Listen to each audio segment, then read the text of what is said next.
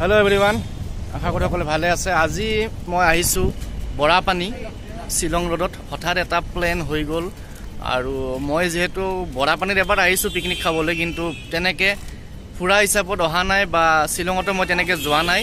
Just এবাৰ নেগলিমছত গৈছোঁ। আপোনালোকে বৰাপানী বহুতে দেখিছে, তথাপিও মই এবাৰ পিছফালে ভিউটো দেখাই দিছোঁ আৰু পিছত মই এবাৰ সম্পূৰ্ণ ভিউটো দেখাম। আৰু মোৰ লগত আহিছে মোৰ কেইজনমান বন্ধু। হাই, মানে আজি প্লেনটো হঠাৎ হৈ গ'ল, কেনেকুৱা ফিল?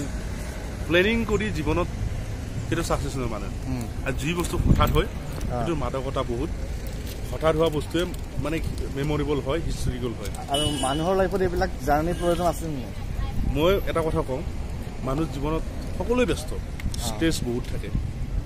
গতিকে কিছু সময় ময়ো এটা ষ্ট্ৰেছ থকা মানুহ, ইউথ ষ্ট্ৰেছ থকা, চবৰে নিজৰ নিজৰ ব্যক্তিগত জীৱন, সকলোৰে সমস্যা আছে, সকলোৰে বিজি মানুহ। তাৰে মাজতে যদি আপুনি যদি অলপ সময় নিজক দিয়ে, মানে এনেকুৱা ট্ৰিপ, কিছুমান ট্ৰিপ সৰু সৰু ট্ৰিপ নিজৰ জেগাৰ ওচৰতে বা নিজৰ ওচৰীয়া ৰাজ্য, মোৰ ঘৰৰ ওচৰত আমাৰ অসমৰ লগালগি মেঘালয়। গতিকে আমি মেঘালয়ত ওলাই আহিছোঁ। আজি চেৰাপুঞ্জীলৈকে যাম, আপোনালোকৰ ভিডিঅ'ত লগ পাম।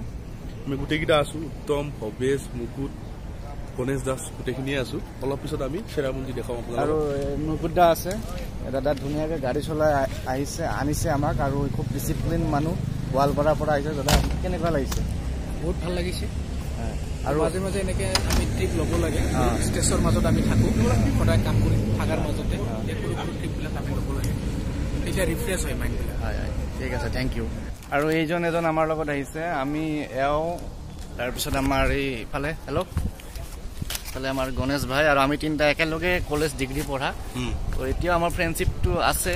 এই ফ্ৰেণ্ডশ্বিপ জীয়াই থকালৈকে, যেতিয়ালৈকে আমি জীয়াই থাকোঁ তেতিয়ালৈকে থাকিব। কোনো আমাৰ এই ফ্ৰেণ্ডশ্বিপ মানে নমৰালৈকে থাকিব। খালি এটাই এতিয়া প্ৰব্লেম আছে, আগতে তেওঁ আছিলে গণেশ দাস, এতিয়া গণেশ দাসৰ পৰা প্ৰমোশ্যন হৈ পেলাই এতিয়া হৈছে ভাই, যাৰ কোনো কামেই নাই। গতিকে আমাৰ এওঁ হৈছে আমাৰ যোগগুৰু।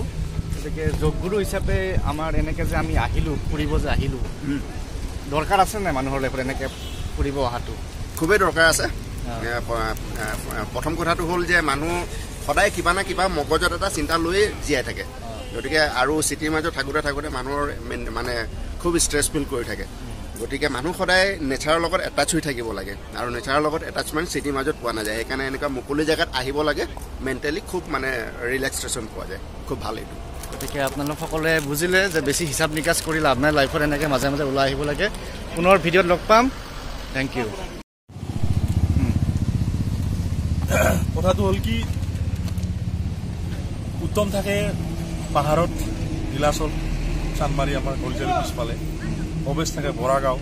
এইটো ল'ৰা মুকুট, জুম কৰি দিয়াচোন, জুম কৰি দিয়া। এইটো ল'ৰা মুকুট ৰাভা, জুম কৰা আহিছে। সি থাকে, তাৰ নাম মুকুট ৰাভা, সি থাকে গোৱালপাৰাত।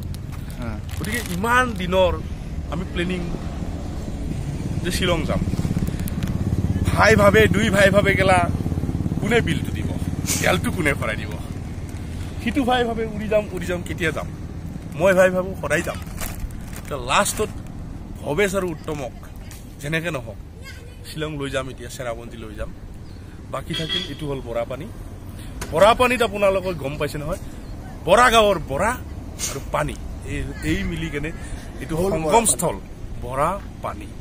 গতিকে বৰাপানী দেখাব আমাৰ ভৱেশে, বৰাগাঁৱৰ মানুহ দেই, সেইকাৰণেহে নামটো বৰাপানী।